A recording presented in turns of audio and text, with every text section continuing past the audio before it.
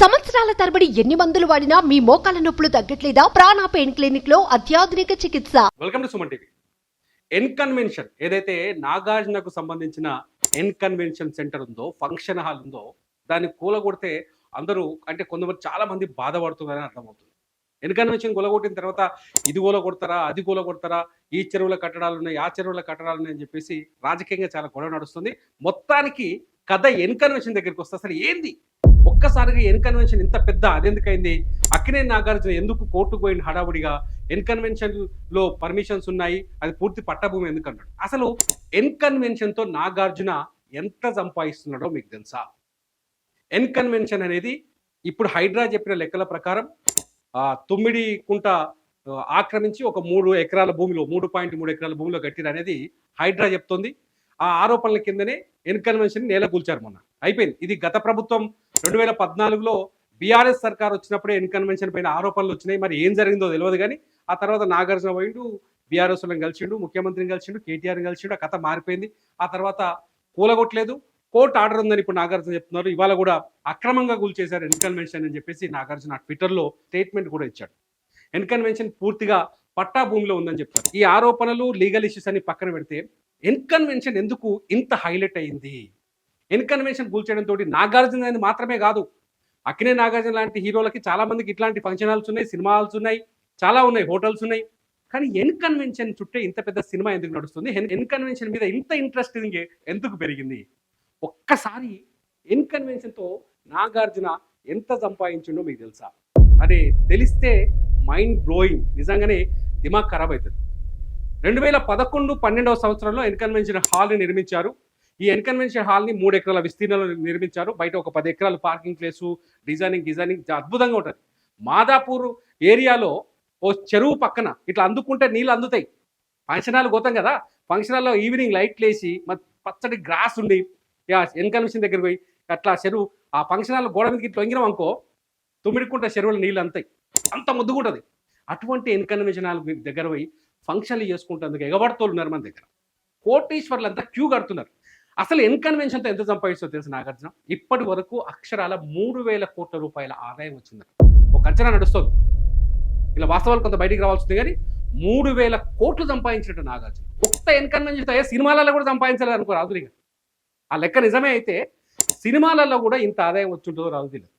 అసలు N convention లెక్క ఒకసారి చూద్దాం. మన దగ్గర కొంత సమాచారం ఉంది. సంవత్సరానికి ఎన్ని కోట్లు వస్తాయో తెలుసా? ఎన్ కన్వెన్షన్కి 100 కోట్లు అంటూ కొందరైతే సగటున 100 కోట్లు వస్తాయట. సంవత్సరానికి 100 కోట్లు. ఎన్ కన్వెన్షన్లో మొత్తం 4 ఫంక్షన్ హాల్ ఉంటాయి. ఒక్కొక్క ఫంక్షన్ హాల్ సైజ్ ఎంత ఉంటుందో దొరికేనా? ఒకసారి నేను చెప్తా చూడురి. పెద్ద ఫంక్షన్ హాల్, అన్నిటికంటే పెద్ద ఫంక్షన్ హాల్లో 37,000 చదరపు అడుగులు ఉంటుందట ఫంక్షన్ హాల్. ఎన్ కన్వెన్షన్ మొత్తం 4 ఉంటాయి కదా, 4 పెద్ద దాంట్లో 37,000 అడుగులు. రెండోది దానికంటే జరంత చిన్నది, ఓ 10,000 అడుగులు తక్కువ, 27,000. మూడోది 7,000 అడుగులు. నాలుగోది 5,000 చదరపు అడుగులు. మొత్తం 4 హాళ్ళు ఉన్నాయి. నిన్న గులగొట్టిన దాంట్లో ఒక్క ఫంక్షన్ హాల్ కాదు, అది పెద్దగా ఎన్ కన్వెన్షన్ కనపడుతుంది. ఒక్క దాంట్లోనే 4 హాళ్ళు ఉన్నాయి. ఈ 4 నిన్న గులగొట్టింది. ఇకపోతే ఈ ఏరియాలో నాగార్జునకు ఎన్ కన్వెన్షన్ కాడ మొత్తం 16 ఎకరాలు ఉందని చెప్పేసి ఒక చర్చ జరుగుతుంది. అది కూడా వాస్తవం తెలవాలి మనకు. కానీ 16 ఎకరాలు, ఒక్క ఎకరా ఆడ 100 కోట్లు ఉంటుంది. 100 కోట్లు. హైదరాబాదులో మనం మొన్న చూసినాం, కోకాపేటలో ఎకరా 100 కోట్లు పోయిందన్నాం కదా. ఎన్ కన్వెన్షన్ కాడ ఒక ఎకరా 100 కోట్లు ఉంటుంది. అక్షరాల 100 కోట్లు. ఏమై మామూలు డబ్బుల చిలుపెంగులు అనిపిస్తుంది ఒక్కోసారి చూస్తే. ఎన్ కన్వెన్షన్ రోజు రెంటు 25 నుంచి 50 లక్షలుగా చూడు కథ. 25 నుంచి 50 లక్షలే ఒక్కరోజు రెంటు. ఒక్కరోజు కిరాయి ఎంతేనా ఎరికేనా మీకు? ఒక మనిషి జీవితం. ఒక సామాన్యుడైతే 25,000 30,000 జీతం తీసుకున్న మనిషికి అయితే లైఫ్లో అతను సంపాదించలేని డబ్బు ఒక్కరోజే మొత్తం 37,000 27,000 7,000 5,000 4 హాళ్ళు ఉన్నాయి కదా, హాల్కి తగ్గట్టుగా కిరాయి 25 లక్షల నుంచి 55 లక్షలు. ఈ పైసలు ఏడవోసుకుంటున్నారు. ఈ పైసలు నాకు అర్థం కాదు కానీ ఎక్కడ పెట్టుకున్నాడు నేను ఈ పైసలు? ఏమో 3 ఎకరాల ఫంక్షన్ హాల్లో గిన్ని పైసలు సంపాదిస్తున్నా. ఏమో వింటేనే మస్తు దిమా పరిశాన్ అవుతుంది. ఇక చూడు. ఇకపోతే ఈ ఫంక్షన్ హాల్ నుంచి ఏడాదికి 100 కోట్లు చెప్పాగా ఇందాక. సంవత్సరానికి 100 కోట్లు ఎక్కడో ఇక ఉత్త కిరాయికి ఇస్తాయి. ఆడు కొచ్చు లేదు, చేసు లేదు, దాని మీద మెయింటెనెన్స్ ఉంటే మెయింటెనెన్స్ చిన్నది ఉంటాము కానీ దాని మీద ఏ పెట్టుబడే లేదు. ఇక ఇప్పుడు మన ఫంక్షన్ హాల్ పోతే వంటలోని మనమే పెట్టుకుంటే, కుర్చీలోని మనమే పెట్టుకుంటే, మైకోని మనమే పెట్టుకుంటే, అన్నీ మనమే పెట్టుకుంటాం. అన్నీ పోతే 100 కోట్లు వస్తున్నాయి సంవత్సరానికి. 100 కోట్లు ఏడ దాచి పెడుతున్నారు ఈ పైసల్ని. చూడాలి ఇవన్నీ ఎంతవరకు. ఇవన్నీ చూస్తే పొద్దుగాల ఇన్కమ్ ట్యాక్స్ ఏం చెప్తారో తెలియదు కానీ 100 కోట్ల ఆదాయం అంట. ఇకపోతే మొత్తంగా ఇన్కన్వెన్షన్కి విలువ 400 కోట్లు అంటుంది. ఎల్లాకనే ఎకరం 100 కోట్లు అన్నారు. ఆ ఒక్క ఫంక్షన్ హాల్ విలువని 400 కోట్లు అంటారు. భూమి కాదే ఇలా మళ్ళీ తప్పు చెప్పినాం అనుకునేది. భూమి కాదు, ఆ ఫంక్షన్ హాల్ కూలిపోయిన ప్రాంతం విలువనే 400 కోట్లు అని చెప్తున్నారు. ఇంత ఆదాయం ఒక ఇన్కన్వెన్షన్ హాల్ నుంచే నాగార్జునకు వస్తుంది. నాగార్జున ఒక సూపర్ హీరో, తెలుగు సినిమా ఇండస్ట్రీలో అత్యంత బలమైన హీరో, ఆర్థికంగా అత్యంత బలవంతుడు కూడా. నాగార్జున సినిమా ఇండస్ట్రీతో పాటు అనేక రంగాల్లో పెట్టుబడులు ఉన్నాయి. అందులో భాగంగానే ఇన్కన్వెన్షన్లో ఉంది. నాగార్జున చాలా స్పష్టంగా చెప్తాడు, వ్యాపారంలో కోట్లు, 100 కోట్లు, 1000 కోట్లు సహజమైన విషయం. ఇప్పుడు కూలగొట్టిరు కాబట్టి ఆ లెక్కలు బయటకు వచ్చినాయి కాబట్టి మనకు ఆశ్చర్యం వేస్తుంది. కానీ నాగార్జున నిజంగానే ఆ భూమి నాది అని చాలా స్పష్టంగా చెప్తున్నాడు. ఇక్కడ లీగల్గా తేలాల్సిన అవసరం ఉంది. అక్కినేని నాగార్జున గారు చాలా స్పష్టంగా చెప్తున్నారు. హైకోర్టుకి వెళ్ళొచ్చారు. గతంలో స్థానిక కోర్టు తీర్పిచ్చిందని చెప్తున్నారు. ఇన్కన్వెన్షన్ హాల్లో ఎటువంటి ఎంక్రోచ్మెంట్ జరగలేదు, చెరువుని అసలు కబ్జా చేయలేదు. ఇన్కన్వెన్షన్ ని తన భూమిలోనే, తను డబ్బులు పెట్టి కొనుక్కున్న పట్టా భూమిలోనే నిర్మించడం జరిగింది.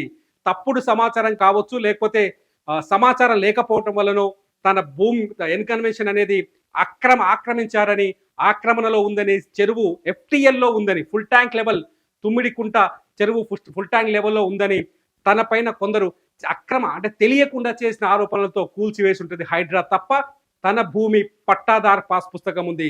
తనకు కట్టుకునే ఆ ఏరియాలో హాల్ కట్టుకునే అర్హతలు, అనుమతులు అన్ని చట్టం ప్రకారం ఉన్నాయని చెప్తున్నారు. మొత్తానికి ఇష్యూని కోర్టుకు తీసుకెళ్లారు నాగార్జున. హైడ్రా మాత్రం హైదరాబాద్లో ఉన్న చెరువులన్నింటినీ తొలగించడానికి సిద్ధపడుతోంది. నాగార్జున ఇష్యూతో పాటు నాగార్జున ఒక్కని చెరువే టార్గెట్ చేసి కొట్టేలేదు. ఇక్కడ చాలా మంది పల్లం రాజు ఆస్తులు పోయినాయని చెప్తున్నారు, సునీల్ రెడ్డి అనే వ్యక్తి ఆక్రమణలు పోయినాయని చెప్తున్నారు. ఇట్లా చాలా మంది పేర్లు తెరపైకి వస్తాయి. అనేక మంది, ఎక్కువ మంది. విచిత్రం ఏంటంటే ఇందులో రాజకీయ నాయకులు. ముఖ్యంగా నిన్న ముఖ్యమంత్రి రేవంత్ రెడ్డి చాలా స్పష్టంగా చెప్పాడు, శ్రీకృష్ణుడి భగవద్గీతలో ధర్మాన్ని కాపాడాలని చెప్పాడు. ఒక పాలకుడిగా నేను ధర్మాన్ని కాపాడే ప్రయత్నం చేస్తున్నాను. మన చెరువులు, ఈ ప్రకృతి, ఈ సంపద అనేది మన పిల్లలకు వారసత్వంగా ఇవ్వాల్సిన సంపద.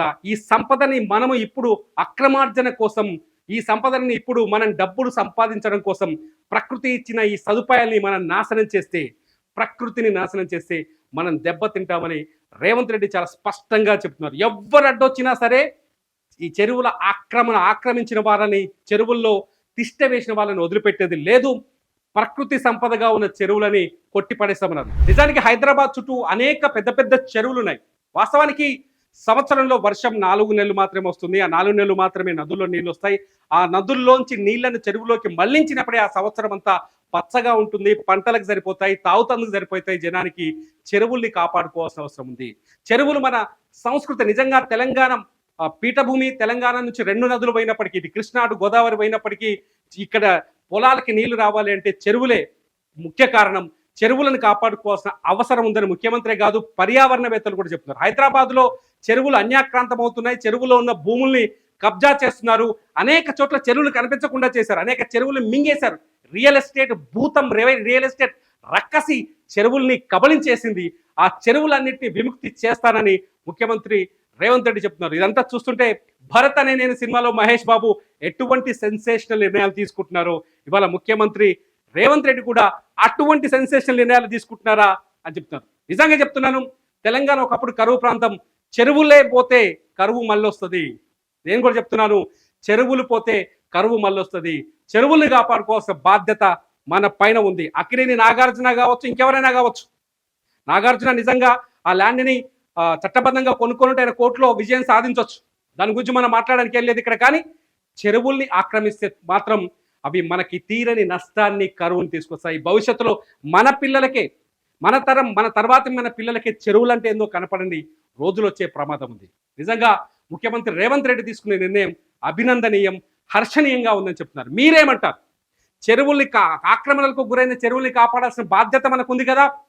చెరువులు కనిపించకుండా పోతే వాటిని కాపాడుకోవాల్సిన అవసరం మనకుంది కదా. కుచించుకుపోతున్న చెరువుల విస్తీర్ణాన్ని కాపాడాల్సిన బాధ్యత మనందరిపైన ఉందా లేదా కామెంట్ రూపంలో నాకు తెలియజేయండి. మీ కామెంట్స్ పైన మళ్ళీ నేను ఒక వీడియో చేస్తాను. చూస్తూనే ఉండండి సుమన్ టీవీ. మీ బిజినెస్ ఏదైనా మీ ఊర్లో ప్రమోషన్ చేయాలంటే అది సుమన్ టీవీతోనే సాధ్యం. ఇప్పుడే సంప్రదించండి.